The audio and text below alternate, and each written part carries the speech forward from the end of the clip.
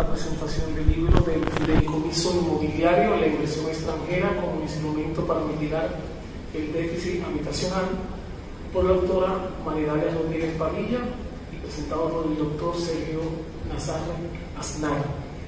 Agradecemos la presencia del ministro consejero, señor Ramón Burgos, en representación de nuestro señor embajador Juan Bolívar Díaz Santana. Buenos días, Maridalia, buenos días, doctor Nazarre. ¿Cómo están? Buenos días. Muy bien, un placer, ¿no?, estar aquí. Bien, entonces, este libro, antes de comenzar, quería comentarles un poco por qué es importante para nosotros como misión apoyar además a una compatriota, a una nacional. Pero este libro tiene un elemento interesante debido a que está orientado a ofrecer un mecanismo a los inversionistas, y por eso la sección de Asuntos Económicos, Inversiones y Turismo vemos importante promover esta lectura.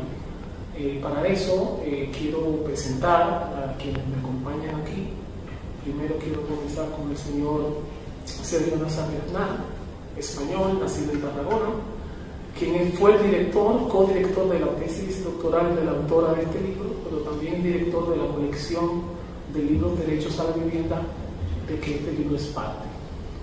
El doctor Nazarre es catedrático de Derecho Civil en la Universidad Rovira y Virgili, doctor europeo en Derecho y máster en Economía Inmobiliaria por la Universidad de Cambridge.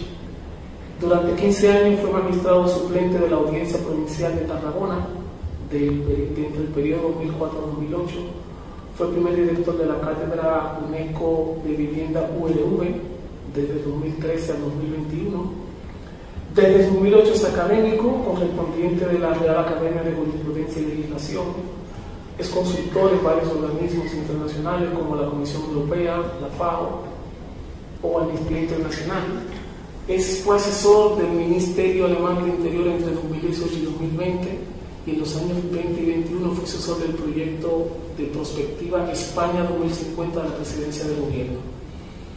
Es autor de 5 libros sobre vivienda, el mercado hipotecario y el derecho de daños, y ha coordinado otras nuevas obras. Es un conferencista internacional con más de 230 participaciones en 24 países y es autor de 125 trabajos científicos en 12 países. Bienvenido, doctor Nazarre y Aznar, por acompañarnos. Pues nuestra invitada especial, la autora dominicana Maridalia Rodríguez Padilla, es investigadora postdoctoral en la Cátedra UNESCO de Vivienda y profesora asociada del Departamento de Derecho Civil y Financiero de la Universidad de Rovira y Virgili. Es doctor en Derecho de la Universidad de Barcelona, donde obtuvo la excelencia con laude. Es máster en investigación avanzada y especializada en Derecho por la Universidad de Murcia, reconocida como Magister Honorable, y licenciada en Derecho de nuestra Universidad Autónoma de Santo Domingo con la distinción de Magna Cum Laude. Producto del desarrollo de su tesis doctoral, ha participado en distintos proyectos de investigación, como el proyecto sobre vehículos financieros y vivienda asequible del Housing Research Group y el actual certificado de buena gestión de vivienda social CVS. Uno de los proyectos ganadores de la convocatoria 2020 del Research Business de la Fundación UNM. Se ha especializado en investigación sobre derecho civil e inmobiliario, concretamente en temas de vivienda, arrendamientos e instrumentos jurídicos financieros que permitan el acceso a la vivienda digna, como es el caso del fideicomiso inmobiliario. A continuación, vamos a escuchar las palabras del doctor Nazarre Aznar, quien nos va a presentar el libro. Por favor. Buenos días y muchísimas gracias. Lugar pues, a la embajada, al ministro, a los representantes de comercio, de la embajada, a todo el personal que ha facilitado la organización de esta presentación de este libro, pues, de la doctora Rodríguez. Una discípula, juntamente con la profesora Jordi Garriga, de la Universidad de Barcelona, mía, digamos, y la profesora Garriga, una discípula, puedo decir, aventajada, una persona muy trabajadora, y bueno, ha sido un placer acompañarla en los últimos 5 años en la elaboración de este libro, primero de su tesis doctoral y luego de este este libro, que efectivamente, como decía muy bien, refleja un tema muy complicado, muy difícil, que es el tema de la vivienda, sobre todo la vivienda para los que menos tienen, que es lo más complicado. No quisiera también empezar un poquito con la presentación, pues, tanto de la autora como del libro, pues mencionar a la profesora Esther Muñiz, que nos acompaña hoy, catedrática de Derecho Civil de la Universidad de Valladolid, y también buena amiga de la cátedra de vivienda de nuestra universidad, y una profesora excelente en temas de cohesión territorial, territorio, etcétera, y por tanto, pues, con temas comunes en tantos años. Muchas gracias, profesora Muñiz, por estar aquí también. Bueno, vamos a ver. Claro, yo conozco a la doctora Rodríguez pues, desde el año 2017, cuando nos vino a visitar con un compañero suyo a la cátedra de vivienda, pues, posiblemente orientada por la profesora Garriga, que era su directora entonces en la Universidad de Barcelona, de Bájate, porque o sea, lo que tú quieres hacer que son cómo atraer vehículos financieros internacionales, capital internacional, para que inviertan en vivienda de bajo costo en tu país. Pues bueno, hay una cátedra a 100 kilómetros, un poco más abajo de Barcelona, en Tarragona, que es la primera cátedra UNESCO del mundo en temas de vivienda, que es, yo la dirigía, y por lo tanto pues, nos vino a visitar.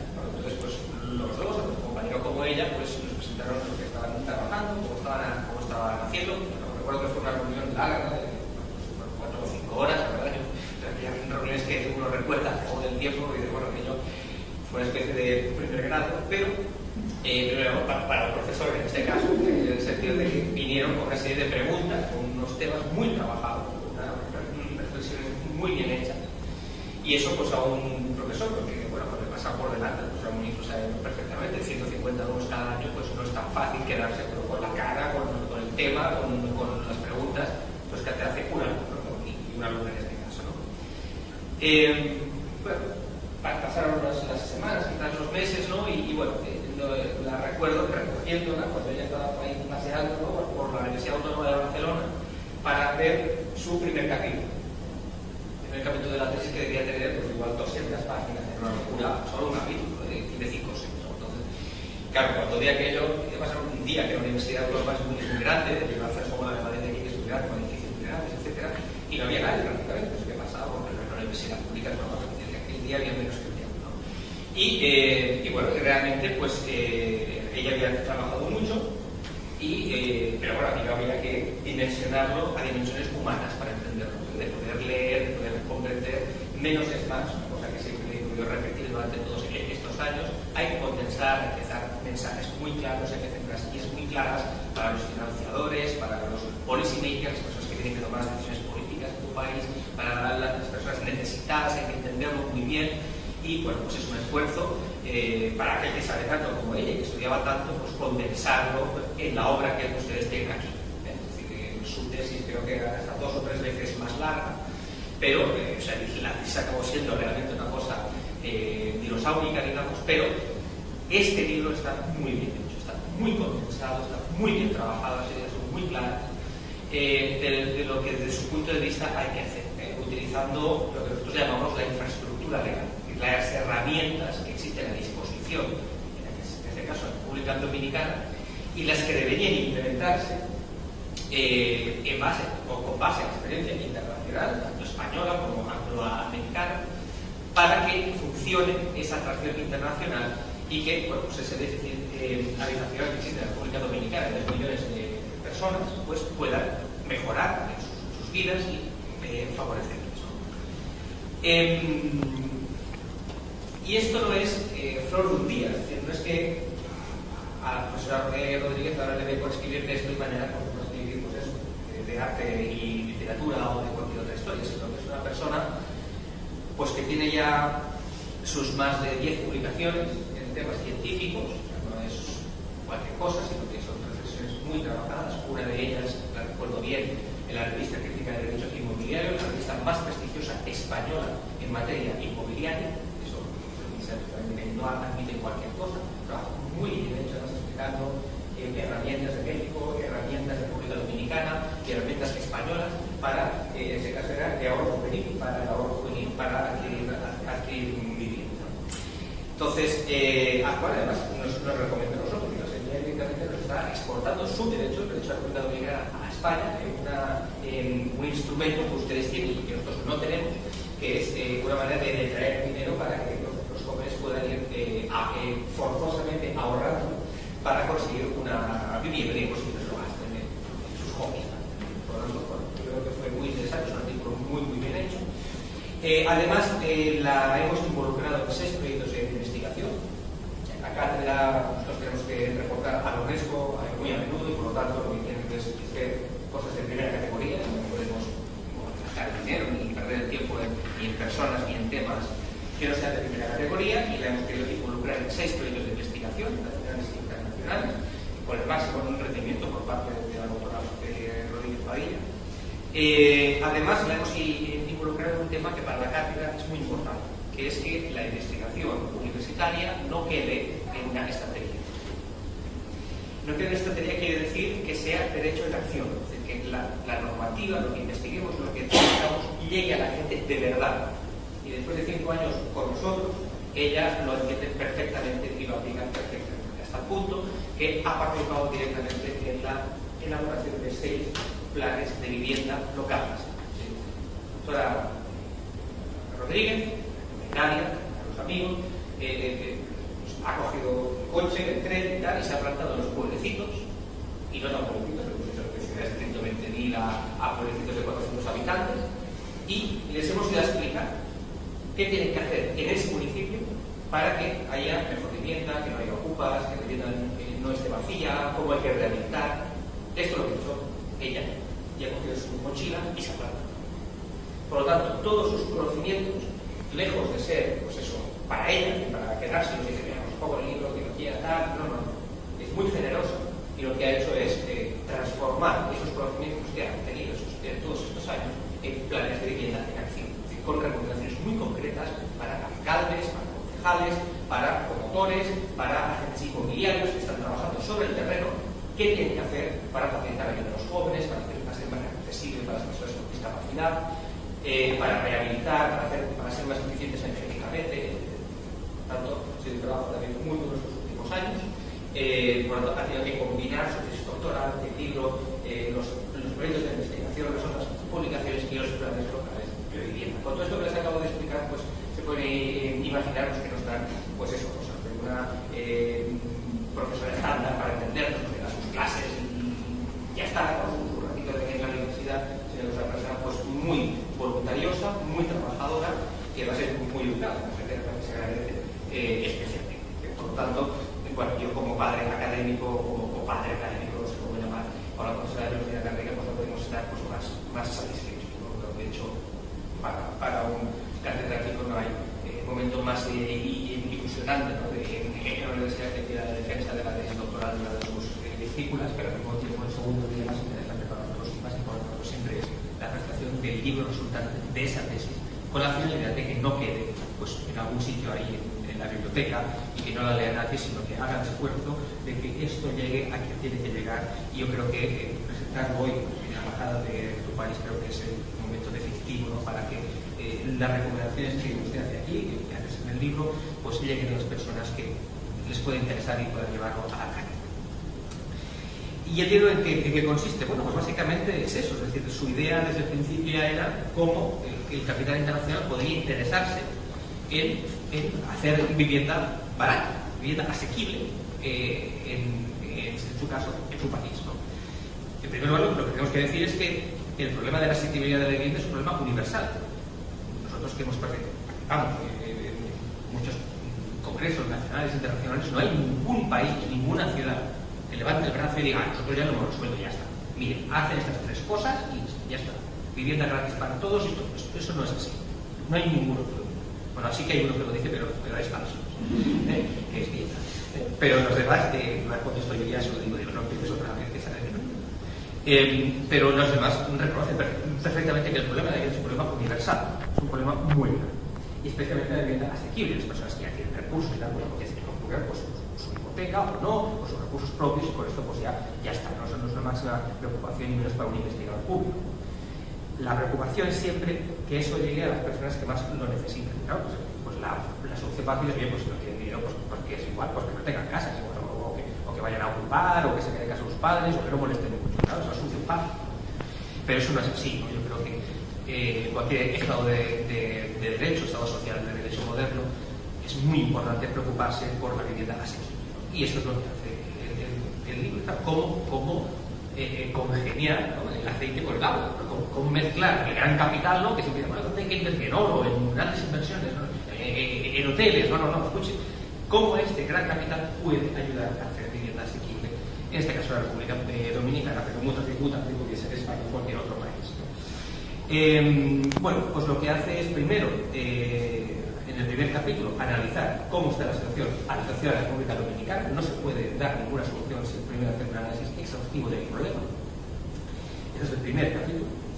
El segundo capítulo es ver los tratados internacionales que la República Dominicana tiene sobre esta materia, con quién tiene estos pactos, estos acuerdos, tributarios, de otra naturaleza, de inversión, etcétera, para que eso sea fácil, que sea realista, digamos, esa atracción de capital y no haya dificultades. La tercera cuestión que hace es ver cuál es esa infraestructura legal, esas herramientas que están a disposición o que deberían de estar. Y le dedica mucho tiempo a una que se introdujo, si no recuerdo mal, en 2011 en la República Dominicana, pero que está presente pues, en Argentina, en México y en otros países, en España no, pero que eso ha sido objeto ya de mi investigación hace muchos años, y por eso yo creo que ahí fue una buena manera de empezar y de reconfigurar esa institución, que es, bueno, lo que ustedes conocen como el fideicomiso inmobiliario, de hecho angloamericano el trust, ¿no?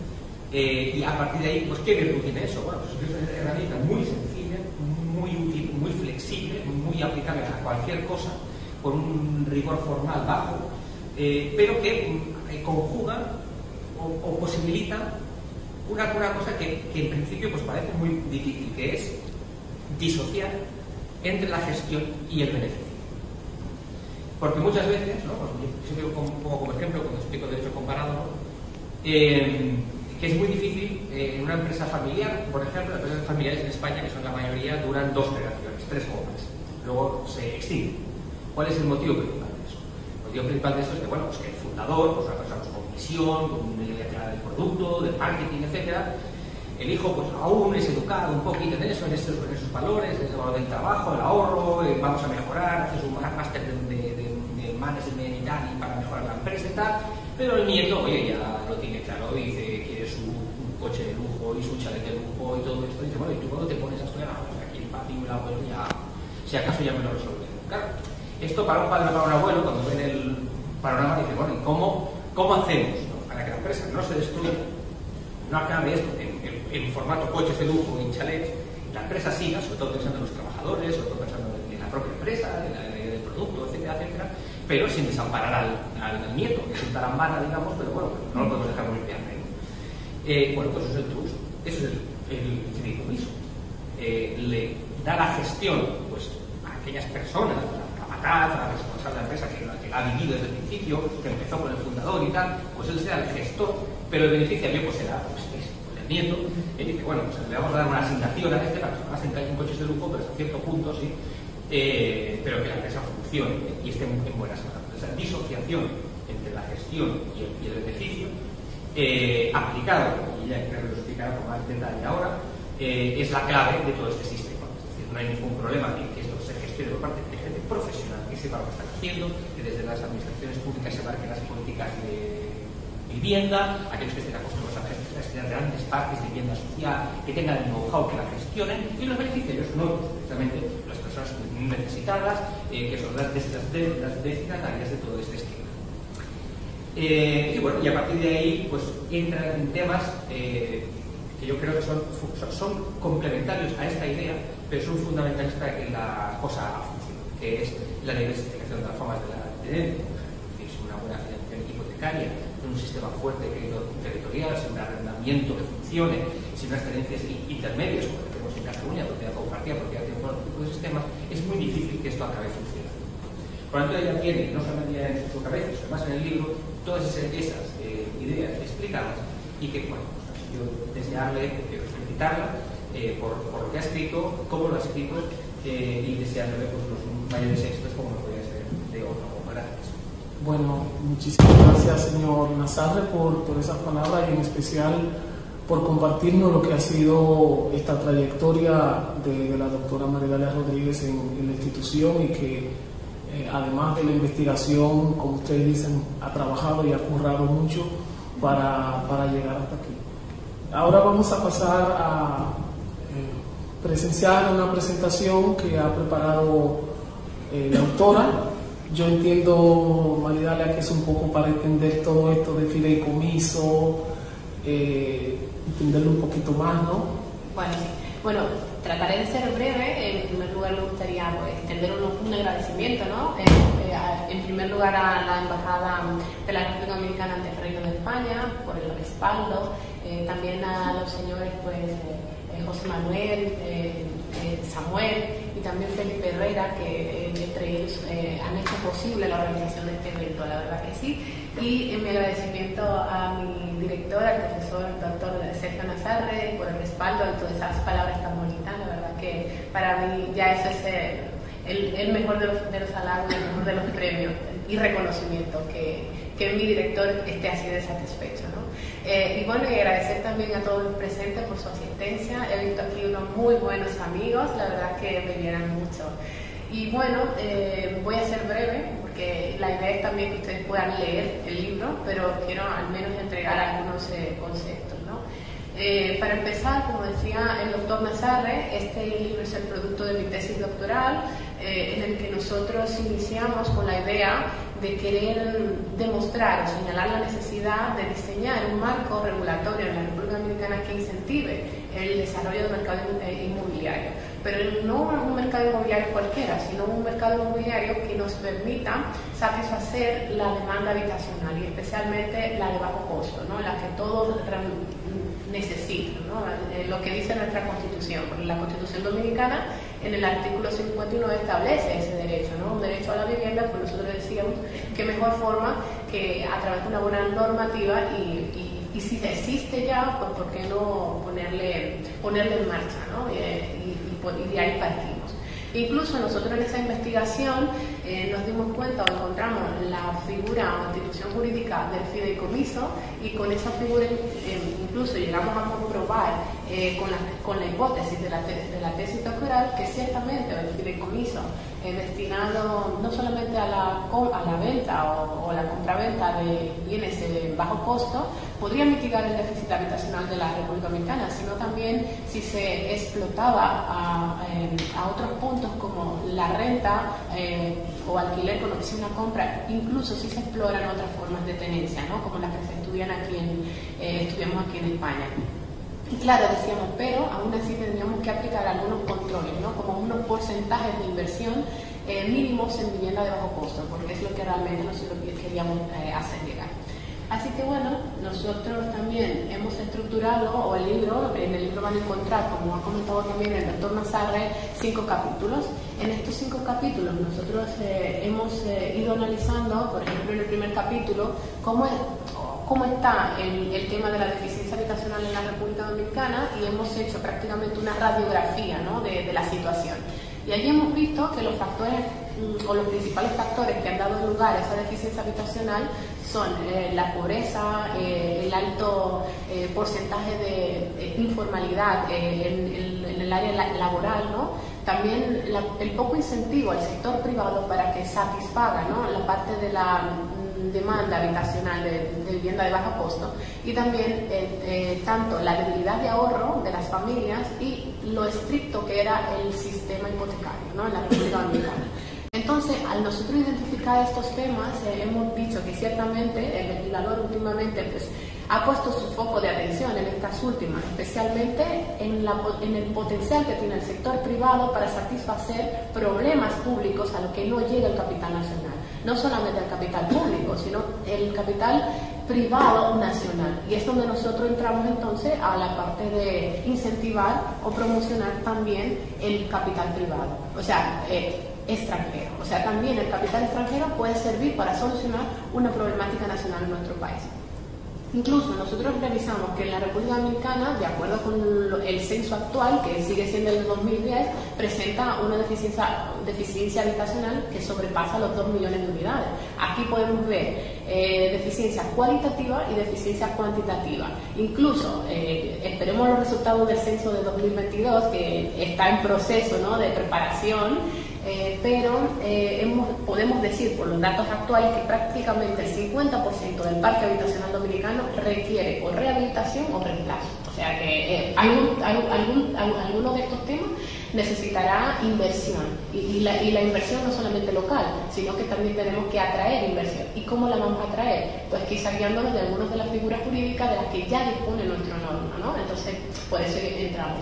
Pero nosotros en el segundo capítulo nos quisimos detener a revisar cuál es el marco jurídico que va a respaldar ese capital extranjero. O sea, dispone la República Dominicana de un marco que realmente sea atractivo para llamar la atención del inversor extranjero, y ahí pues lo revisamos.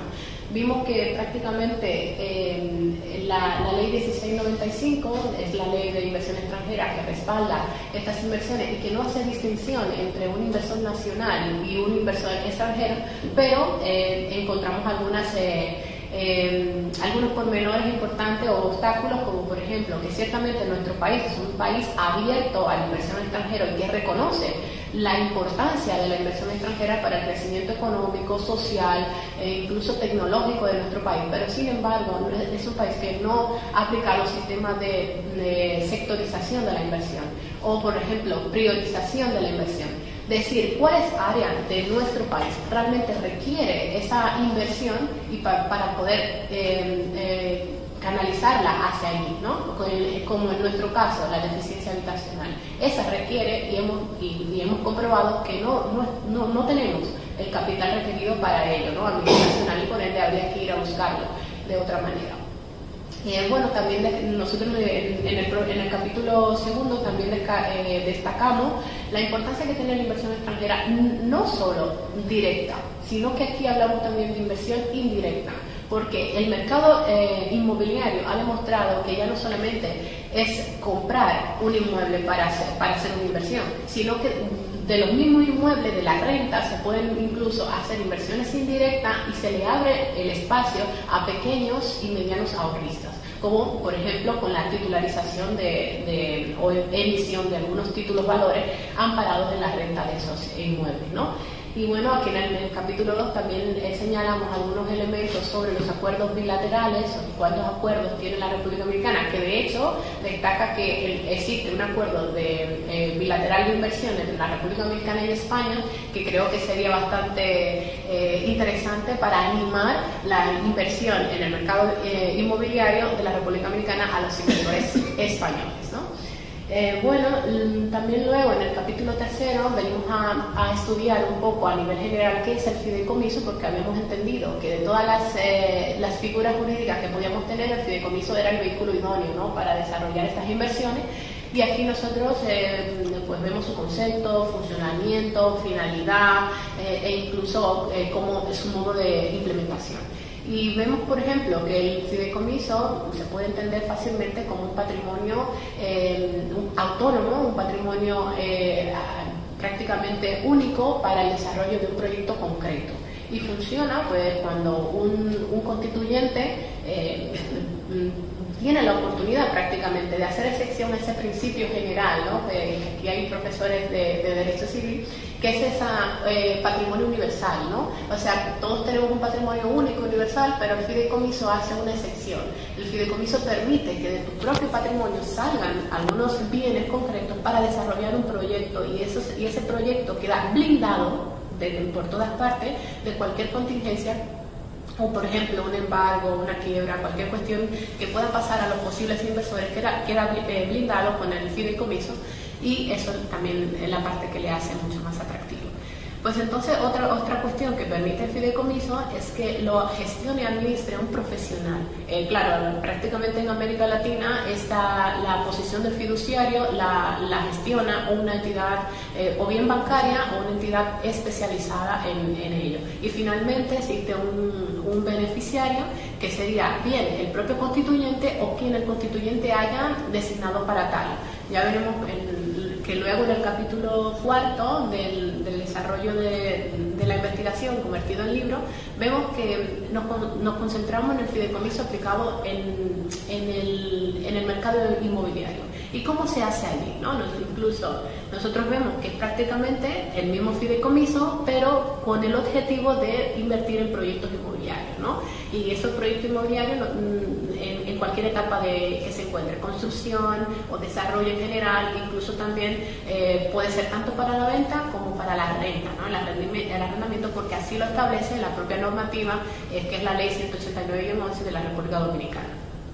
Nosotros también, bueno, aquí yo he puesto más o menos una estructura para que se vea cómo funciona este fideicomiso, que aquí especialmente en la parte de cuando se desarrolla en el mercado inmobiliario, la posición de fideicomitente o desarrollador la puede ocupar, por ejemplo, los constructores, posibles inversores, incluso futuros compradores, pueden ocupar esta posición para desarrollar un proyecto que requiere un gran capital, especialmente magnas proyectos, ¿no? Y entonces esos magnos proyectos requieren seguridad y transparencia, y esa seguridad y transparencia la adquieren con el sujeto que sería la fiduciaria. La fiduciaria como una entidad bancaria, como he dicho, o una entidad especialmente jurídica, como establece nuestra norma. Y eso constituye, una vez se transfiere el capital al fiduciario, se constituye un patrimonio fideicomitido, un patrimonio autónomo, afecto únicamente a las propias responsabilidades del proyecto. Y finalmente, pues una vez se desarrolla el proyecto, pasa bien los beneficios a los constituyentes o bien el resultado del desarrollo, por ejemplo, las unidades resultantes, si son viviendas, a los beneficiarios o fideicomisarios, ¿no? Y entonces nosotros decimos, claro, entonces, ¿dónde están las ventajas de usar el fideicomiso para desarrollar proyectos habitacionales? ¿Y por qué llamaría la atención a los inversores extranjeros? Bueno, pues aquí destacábamos algunas, como por ejemplo, que esos son, la propia figura exige ciertos pasos, como por ejemplo una evaluación previa de los proyectos. Aquí se hace un examen de factibilidad, se establece un punto de equilibrio en el que van a poder examinar si ciertamente se puede desarrollar ese proyecto, y también se mantiene un riguroso plan de cumplimiento, especialmente el plan de cumplimiento para el desarrollo de la obra.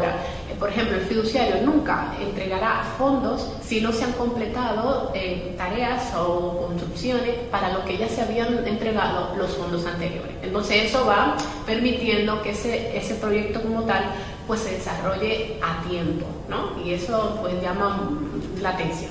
También la estructura en general presenta una reducción de costos, incluso se puede considerar una figura de financiación colaborativa.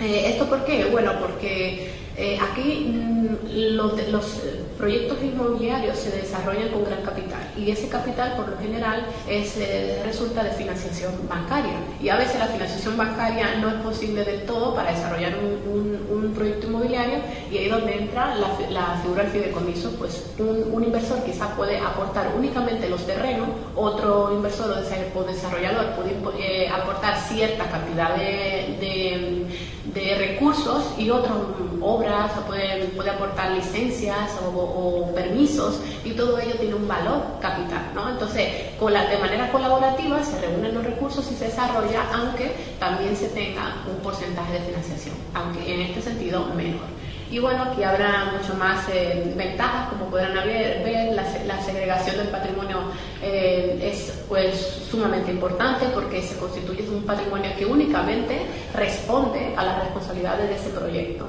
y eso es la seguridad que buscan esos extranjeros, incluso adicional, ¿no? a todas esas normas que vemos en el capítulo 2 del libro.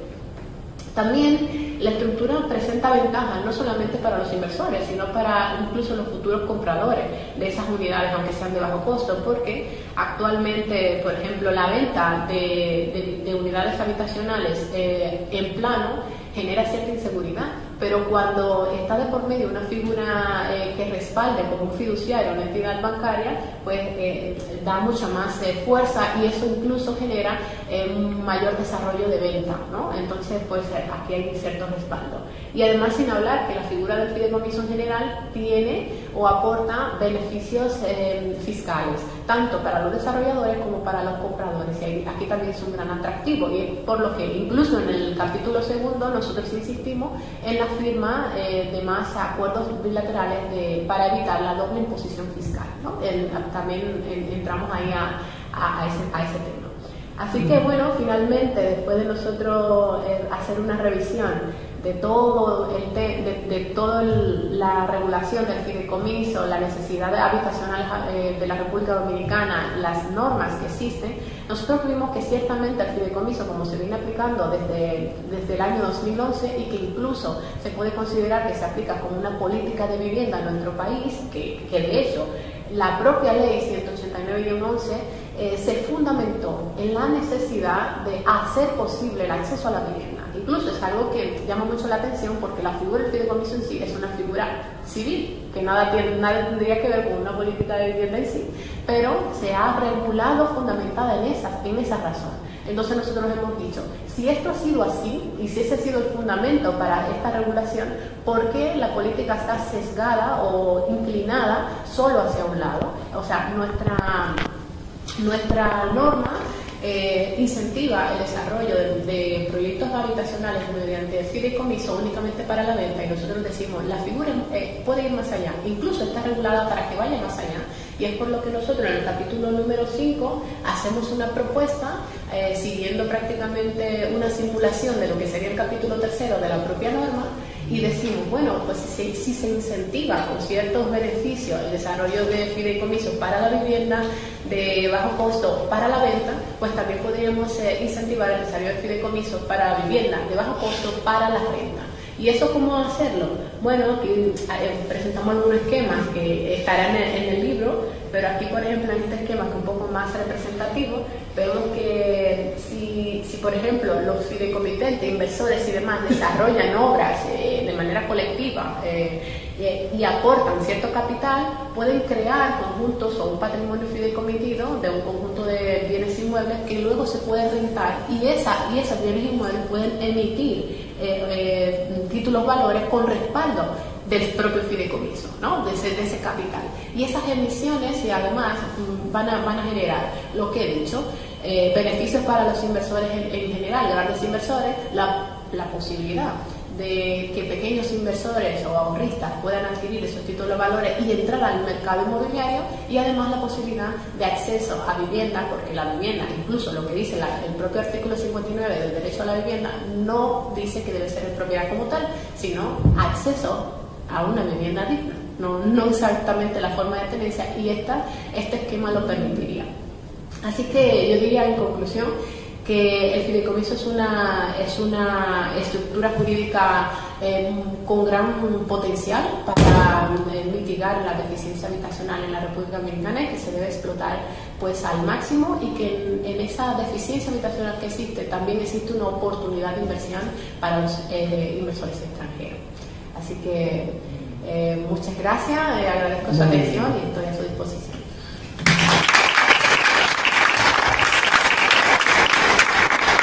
Muy bien, Maridalia, muchísimas felicitaciones por este trabajo que has hecho y por dedicarnos este tiempo para presentarnos un instrumento que de entrada se ve complejo y lo has transmitido de una manera muy sencilla. Tenemos unos minutos, si alguien tiene alguna pregunta, alguna inquietud, este puede ser el momento ideal. Evidentemente yo tengo una, pero no, usted primero. Bueno, básicamente, lo que yo veo, la bondad de que este argumento sea un libro y sea una tesis, desde el punto de vista, yo trabajo en institución financiera, desde el punto de vista de la gente que, como nosotros decimos, colocamos préstamos, es que ayuda tu libro ayuda a que una universidad extranjera, reconoce que el instrumento es válido. Entonces, ¿sabes qué es lo que yo le veo como el mayor aporte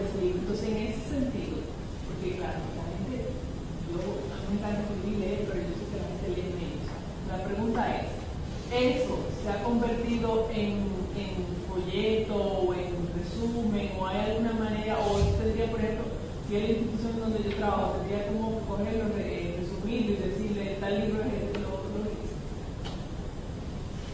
Bueno, aún no tengo un resumen como tal del libro, pero sí que he visto, por ejemplo, como lo he trabajado yo y como lo he planteado yo, no lo he visto en la República Dominicana todavía. Sí que he visto, por ejemplo, esos resúmenes que hace la DGI, la Dirección General de Impuestos Internos, hace unos resúmenes ahí de qué es.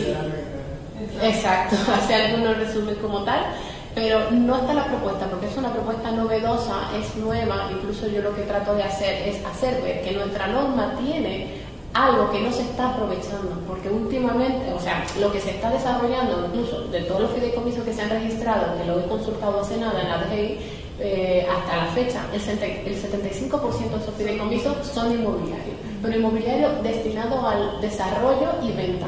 Entonces yo digo, sí, perfecto, desarrollo y venta funcionan, pero tenemos que ir más allá, y la política de vivienda no puede estar inclinada solamente a la propiedad, tenemos también que inclinarla y dar oportunidad de desarrollo, inversión, también en la renta. Incluso hace la semana pasada, me parece que estaba leyendo la noticia, y decían que al menos el Gran Santo Domingo tiene una deficiencia de viviendas en alquiler que sobrepasa el 30%, y que en este último año se ha elevado el precio del alquiler sobre un 30%.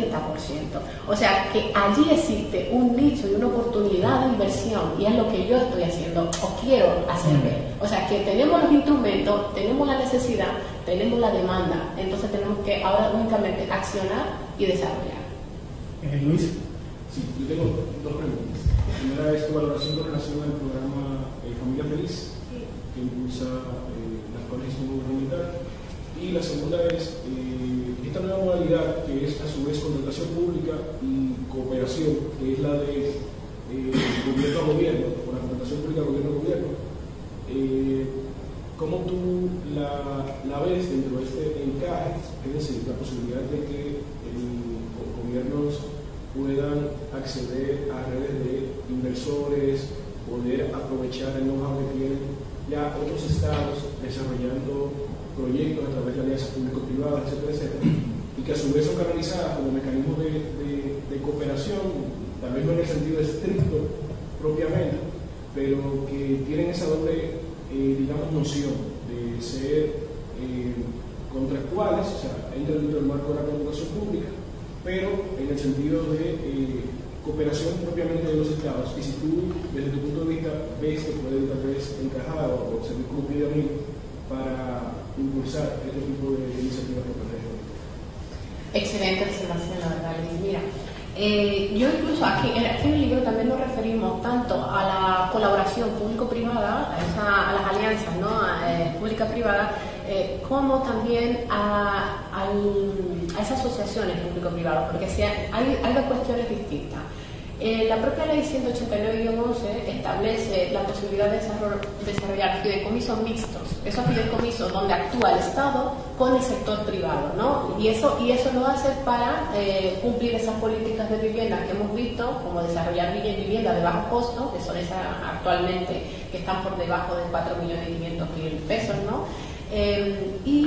Por otra parte también ha desarrollado esa ley 4720, que es la ley de alianzas públicas privadas, pero que son dos cuestiones diferentes. Una cuestión es el fideicomiso y otra es las alianzas. Las alianzas, como sí, siempre buscan satisfacer una necesidad pública, ¿no? Con el know-how que dices tú y el capital privado. Y hasta la fecha se ha encontrado muy poco desarrollo de alianzas públicas-privadas para la vivienda. Y yo digo, incluso aquí en el propio libro, que es tiempo de implementarlo, porque eso es una necesidad. O sea, la vivienda es un interés general y creo que es una herramienta sumamente importante. En relación a lo que comentas de vivienda feliz y demás, yo aquí digo, claro, lo que desarrolle un promotor privado no será vivienda pública, sino quizás vivienda social, como desarrolla incluso una compañera de la cátedra, que es la doctora Nuria Lambert, que siempre ha puesto muy claro qué es vivienda social, ¿no? Y qué es vivienda pública, habría que entenderse qué tipo de vivienda. Porque quizás para mí, dentro de lo que yo he dicho, una vivienda de bajo costo o una vivienda quizás social, no exactamente tiene que ser pública, sino que tiene que ser asequible y que tiene que estar por debajo del precio del mercado, ¿no? Entonces hay que hacer ciertas distinciones. Quizás el Estado, y en América Latina en general se viene desarrollando, que ya no es tan activo como proveedor de la vivienda, sino que más bien genera ciertas normativas o medidas para que sea el sector privado el que las provea y ellos pues dan ciertos beneficios o subsidios. Así que yo sí que entiendo muy prudente el desarrollo de esas asociaciones público-privadas. Incluso lo que estoy promoviendo aquí es que los inversores españoles puedan llegar allí y encontrar esa posibilidad de desarrollar negociaciones con el propio Estado a través de las alianzas público-privadas y de los fideicomisos mixtos para desarrollar vivienda de bajo costo. ¿Y por qué el fideicomiso? Yo me corto. Porque el fideicomiso en sí es una estructura más segura que un contrato, como dices tú, administrativo. Muy bien. Bueno, tenemos que finalizar, hemos pasado unos minutitos, pero antes quería compartirle algo a todos y también a Maridalia de la importancia de este acto, porque cuando llegué a la misión, Felipe Herrera, el ministro consejero, me dio todos los pendientes que había y me dijo, mira, ese libro no se pudo presentar el año pasado, para que lo pongas en agenda. Y cuando yo lo vi, tengo que confesar que desconocía lo valioso que puede ser esta herramienta para una función que yo vine a hacer aquí, que es captar inversionistas.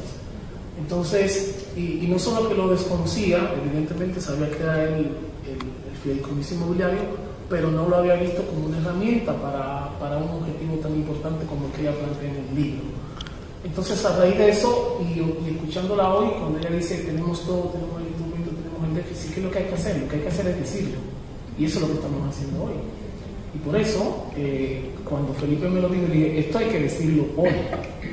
Cuando digo hoy, en este año, y conocí a Maridalia, y quiero hacer un compromiso con ella de que no solamente es decirlo hoy, porque realmente esto va muy en línea con lo que hace la sección.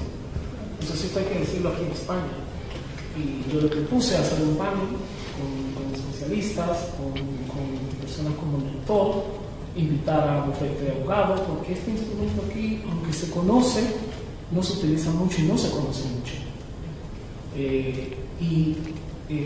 Es algo que le propuse, lo vamos a coordinar, pero también le propuse que lo compartiéramos con todos los homólogos míos, que son los responsables de sección comercial en los otros países. Y vamos a hacer un webinar de la mano dominicana con ella para presentar esta herramienta. Porque eso es importante, porque ni siquiera de nuestro propio ministerio, cuando ella decía no se está sectorizando las inversiones, pues sí y no, sí nos han dado sectores, nos han dicho, bueno, el turismo, el sector salud, pero no nos han puesto este elemento como una alternativa para presentarle a los inversionistas. Entonces, el compromiso contigo es ese, en nombre de la misión, aquí está nuestro ministro consejero, te vamos a apoyar para que esto se diga aquí en España. Vamos a finalizar, la autora tiene unos 5 ejemplares para los que se acerquen, pero sí el compromiso es que lo lean, miren el precio. No sé si alguna palabra de... Bueno, pues por mi parte, agradecerles esa atención y que se hayan quedado hasta el final. La verdad, a veces me apasiono y si no me corto. Muchas gracias. Gracias a ti.